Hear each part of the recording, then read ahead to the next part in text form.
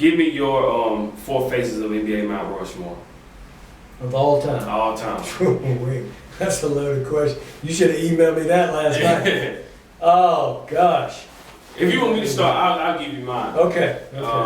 For me, I actually had Marcus Burnett on from SUV TV, and we had this conversation. For me, Tell Marcus I said hello. I will, but my 4 starting off, I said Bill Russell. I would put him on my Mount Rushmore, even though I didn't see him play.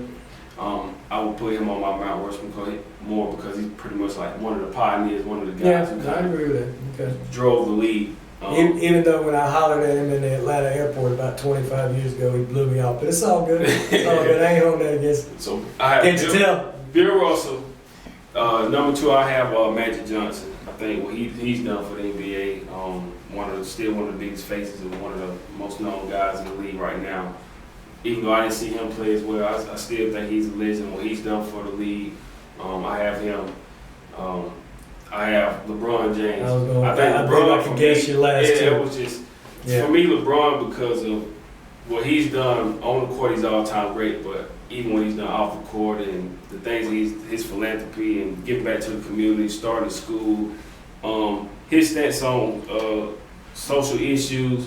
It's like he's one of those guys that kind of embrace that. You know, a lot of times guys make this money, have a platform, and they don't really like speaking on those issues because they don't want to hurt their brand. But LeBron was one of those guys to me that kind of fully embraced it. So of course for me, LeBron is on my Mount Rushmore. No, I don't even have. You don't put Mike on there. I don't have Mike on there, and I'm a Kobe fan. But Kobe's my all-time favorite player. I don't have Kobe on there. For me, wow. The last guy I put on there is Allen Iverson. Yeah. And the reason I put Iverson on there is because for me, he was the guy growing up. You know, he kind of embraced the hip hop culture. You know, with the tattoos, the headband, and the cornrows, and you know, one of the guys that was flashy with jewelry and all those things. And he was still an all-time great player as well. But for me, the way he embodied the hip hop culture, and now that you see how when you watch NBA games, like when they're going to commercial breaks in and out, you always hear hip hop songs and different things like that. So the NBA is kind of catering to the hip hop culture as well now.